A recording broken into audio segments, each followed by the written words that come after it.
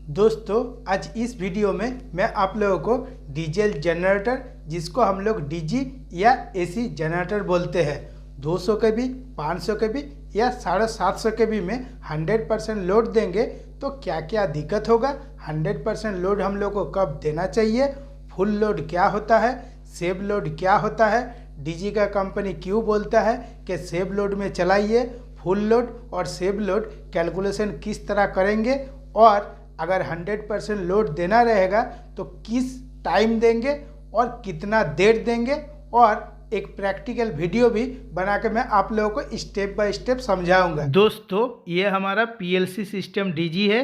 जो स्टार्ट लिखा हुआ है इसी को दबा के चालू करते हैं, जो स्टॉप लिखा हुआ है इसको दबा के बंद करते हैं। जो रीसेट वाला बटन है कुछ फॉल्ट आएगा, रीसेट वाला दबा के दोबारा स्टार्ट करते हैं।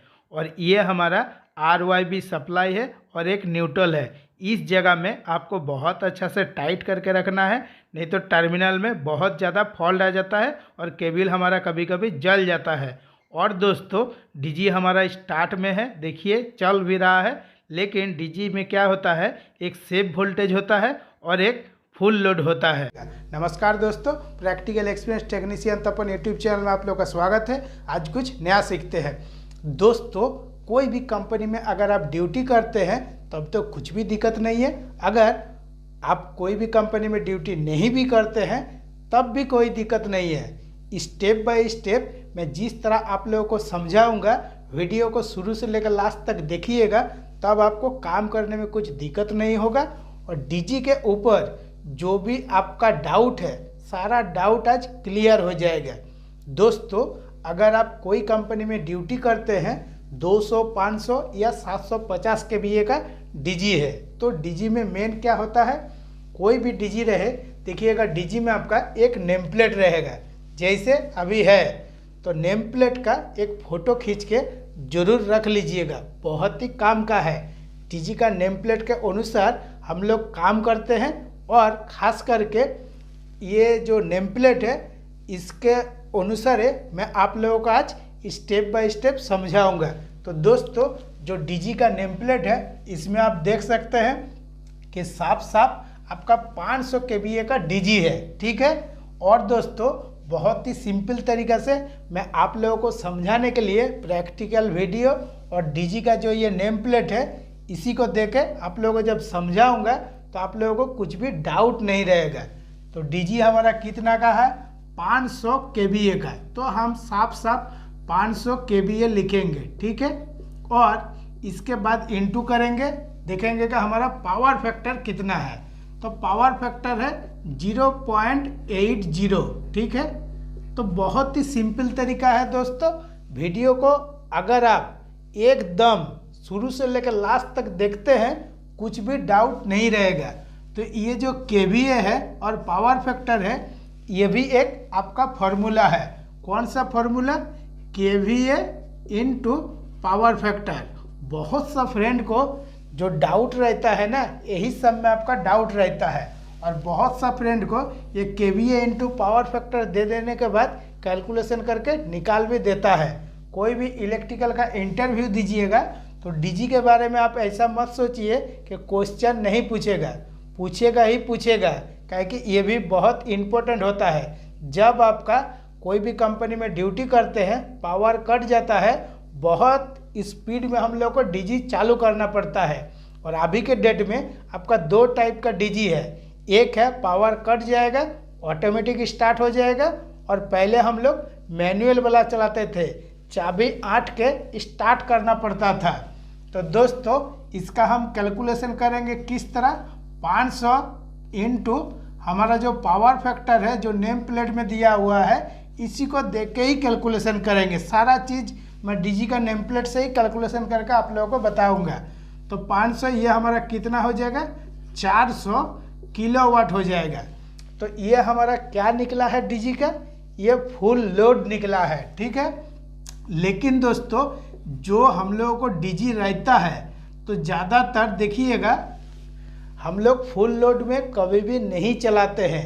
फुल लोड में कब चलाते हैं, जब कुछ इमरजेंसी रहेगा तब। तो इमरजेंसी हम लोगों को कितना देर रहता है, 1 घंटा रहता है, या आपका 30 मिनट रहता है। ठीक है, इसके बाद हम लोग क्या करते हैं, डीजी को 80% लोड में ही चलाते हैं।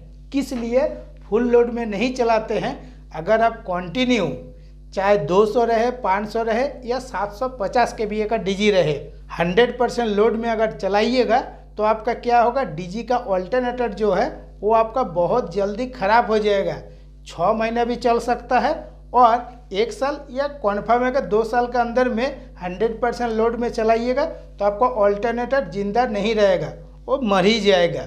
क्योंकि दोस्तों मैं आप लोगों के साथ प्रैक्टिकल एक्सपीरियंस शेयर करता हूँ और प्रैक्टिकल बातें आप लोगों को मैं क्लीन बताता हूँ। तो दोस्तों हम लोग फुल लोड 100% लोड में कब कब चला सकते हैं? सिर्फ इमरजेंसी पीरियड में। ठीक है, वो भी 1 घंटा 30 मिनट, उससे ज़्यादा बिल्कुल भी नहीं। अगर आप सोचिएगा लगातार हम चलाते रहेंगे फुल लोड में, तब क्या होगा, एक ऐसा टाइम आएगा पूरा ऑल्टरनेटर आपका बैठ जाएगा। और ख़ास करके कोई कंपनी में अगर आप ड्यूटी करते हैं, बहुत टाइप का आदमी मिल जाएगा, बोलेगा चलाओ चलाओ कुछ नहीं होगा, लेकिन जब जाएगा तो सब कुछ लेके ही बैठेगा। अभी दोस्तों ये हमारा फुल लोड हो गया। ठीक है, तो फुल लोड में क्यों नहीं चलाना है वो आपको पता चल गया। अभी इसका सेव लोड निकालेंगे कि सेव लोड हमारा कितना होना चाहिए।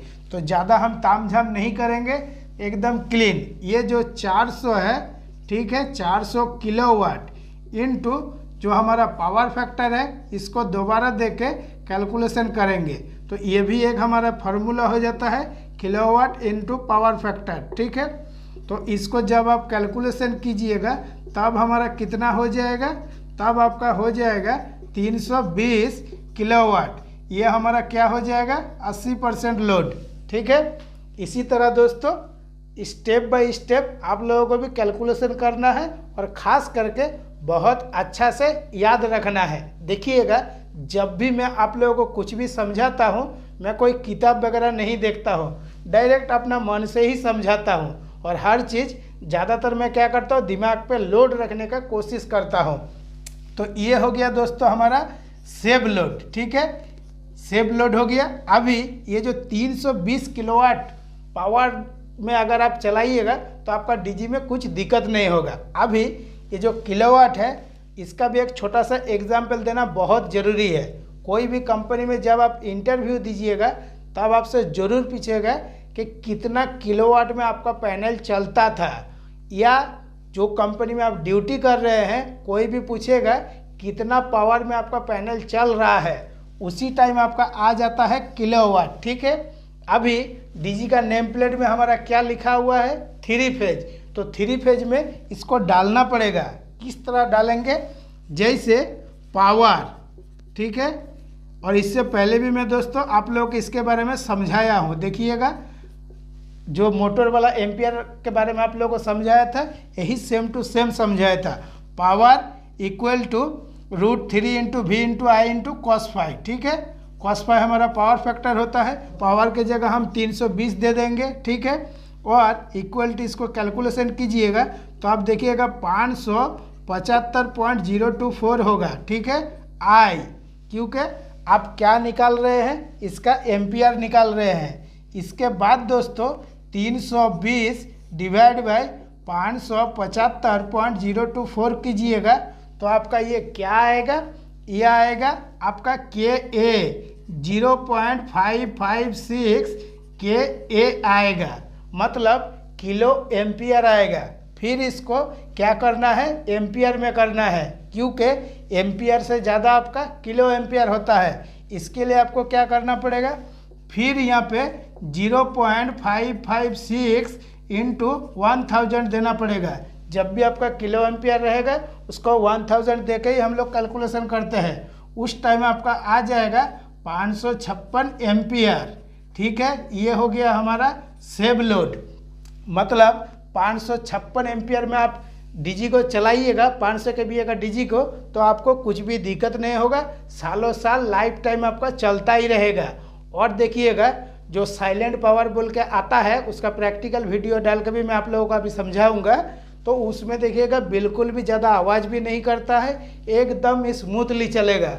और जब आप ये जो 400 किलोवाट का अगर पावर दे के चलाइएगा तो देखिएगा काला काला डीजी का ऊपर में जो चिमनी लगा हुआ रहता है उसमें काला काला धुआं निकलेगा। और ये जो 556 एम्पियर या 320 किलोवाट का लोड देकर चलाइएगा तो काला धुआं भी नहीं निकलेगा, कुछ भी नहीं होगा। और ख़ास करके दोस्तों ये जो हमारा 400 किलोवाट है, ठीक है, ये हमारा फुल लोड है। तो कभी कभी देखिएगा जो डीजी आपका पीएलसी सिस्टम है खास करके, वो जैसे ही आपका 400 किलोवाट से ज़्यादा होगा तब आपका क्या होगा, कभी कभी आपका ट्रिप हो जाएगा। फिर दोबारा रीसेट करके फिर आप चालू करते हैं। तो जिस टाइम आप रीसेट करके दोबारा चालू करते हैं उस टाइम डीजी के ऊपर बहुत सारा प्रॉब्लम रहता है। खास करके जो पीएलसी वाला पैनल देता है उसमें ज़रूर एक बार देख लीजिएगा कि क्या क्या फॉल्ट दिखा रहा है। सिर्फ ओवरलोड देखने से नहीं होगा या ज़्यादा एम्पियर देखने से नहीं होगा, और भी बहुत कुछ सिस्टम दिखाता है। स्टेप बाय स्टेप वो भी मैं आप लोगों को दिखाऊंगा। तो सेव लोड तो मैं निकाल दिया हूँ, सेव लोड के साथ साथ आपका फुल लोड एम्पियर भी निकालना बहुत ज़रूरी है कि डीजी का जो नेम प्लेट है इसके साथ मैच हो रहा है या नहीं हो रहा है। तब क्या होगा, कुछ भी डाउट आपके अंदर बना हुआ नहीं रहेगा, सारा डाउट क्लियर हो जाएगा। इसके लिए क्या करेंगे, ये जो हमारा 400 किलोवाट है तो यहाँ 400 किलोवाट लिखेंगे, ठीक है। उसके बाद क्या करेंगे, इनटू करेंगे √3, ठीक है। अभी 400 किलोवाट और √3 का मान है 1.732। इसके बाद हमारा कितना हो जाएगा, 693 एम्पियर हो जाएगा। ये हमारा हो जाएगा फुल लोड एम्पियर, ठीक है। तो इसी तरह दोस्तों कैलकुलेशन करके निकालना पड़ता है। और एक जो अच्छा वाला कैलकुलेशन है उसके बारे में भी बताऊंगा। जैसे ये सेव लोड था, सेव लोड के बारे में मैं आप लोगों को समझाया हूँ, और भी थोड़ा सा समझाना बाकी है। तो सेव लोड का कैलकुलेशन किस तरह करेंगे, जो हमारा ये 693 आया है, ठीक है, तो ज़्यादा कुछ नहीं करना है। यहाँ जितना सारा मैं कैलकुलेशन के बारे में आप लोगों को बता रहा हूँ टोटली मेन होता है ये पावर फैक्टर देके ही कैलकुलेशन करके आप लोगों को समझा रहा हूँ। और इससे आसान आपको मिलेगा भी नहीं। बहुत सा यूट्यूब चैनल में बहुत कुछ आप लोगों को समझा सकता है, लेकिन मैं एकदम डीजी का नेम प्लेट दे के आप लोगों को समझा रहा हूँ। तो 693 के साथ हम क्या करेंगे, सिर्फ आपका पावर फैक्टर दे के इंटू कर देंगे, तब आपका आ जाएगा 554 एम्पियर। ये हो जाएगा हमारा फुल लोड एम्पियर, ठीक है। तो यहाँ पे हमारा 554 आया है, यहाँ पे हमारा 556 आया है। तो ये भी हमारा एक शॉर्टकट कैलकुलेशन हो गया। तब आप लोगों को काम करने में कुछ दिक्कत भी नहीं होगा, चाहे आप हेल्पर हो या मैनेजर हो या आप इंचार्ज हो। इससे आसान तरीका कुछ भी है भी नहीं कैलकुलेशन करने का। एकदम डीजी का नेम प्लेट पकड़ के इस टाइप से अगर दोस्तों देखिएगा, हम लोगों को भी जब मैं काम किया था उस टाइम अगर हमको कोई समझा देता तो आज भी मैं बहुत कुछ और आगे सीख लेता, लेकिन हमको तो वो मौका कभी मिला नहीं है। लेकिन मैं चाहता हूँ कि आप लोगों के अंदर कुछ भी डाउट ना रहे, बहुत अच्छा से काम सीखिए। तो दोस्तों आज इस वीडियो में आप लोगों को सेव लोड के बारे में बताया, फुल लोड के बारे में बताया और कैलकुलेशन के बारे में बताया। अभी फॉल्ट के बारे में जानना आप लोगों को बहुत ज़रूरी है। जब दोस्तों ये जो 693 एम्पियर में आपका चलता है तो उस टाइम खास करके प्रैक्टिकल में आपको एक चीज़ देखना है। क्या देखना है, सिर्फ ज़्यादा कुछ भी नहीं करना है। जब आपका इतना लोड रहेगा तो देखिएगा पीएलसी में आपका डिस्प्ले में शो होता है कितना एम्पियर ले रहा है। तो देखिएगा खास करके ये जो 693 एम्पियर है, 693 कभी भी नहीं जाएगा पीएलसी में अगर आप छेड़खानी नहीं करिएगा। तब देखिएगा 650 में ही आपका सेटिंग दिया हुआ रहता है, ठीक है। 650 से जैसे ही होगा तुरंत आपका डीजी क्या होगा, ट्रिप हो जाएगा, ठीक है।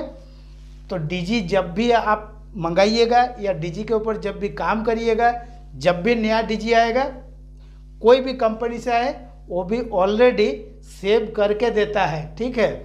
लेकिन हम लोग क्या करते हैं, जो कंपनी में ड्यूटी करते हैं बहुत टाइप का आदमी है, बहुत कुछ कलाकारी करते हैं और ज़्यादा कलाकारी के चक्कर में डीजी चला जाता है। डीजी में ज़्यादा क्या होता है देखिएगा, ज़्यादातर ऑल्टरनेटर में ही आपका प्रॉब्लम आता है।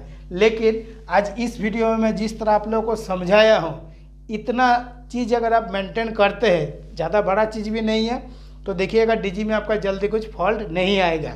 और अभी नेक्स्ट वीडियो में मैं आप लोगों को ऑटो डीजी स्टार्ट के बारे में समझाऊँगा किस तरह होता है दोस्तों। जैसे मान लीजिए कि एक हमारा सप्लाई देते हैं, चाहे इसमें हमारा 24 वोल्ट रहे या कुछ भी रहे। तो इसमें एक एनो रहता है, एक एनसी रहता है, ठीक है। जब आपका डीजी बंद रहता है तब आपका क्या होता है, यहाँ पे आपका एनसी रहता है और एक एनो रहता है। जब आपका यहाँ पे एनो में सप्लाई दिया हुआ रहता है, जैसे ही आपका पावर कट जाएगा तब क्या होगा, ये हमारा एनसी हो जाएगा और ये एनो हो जाता है।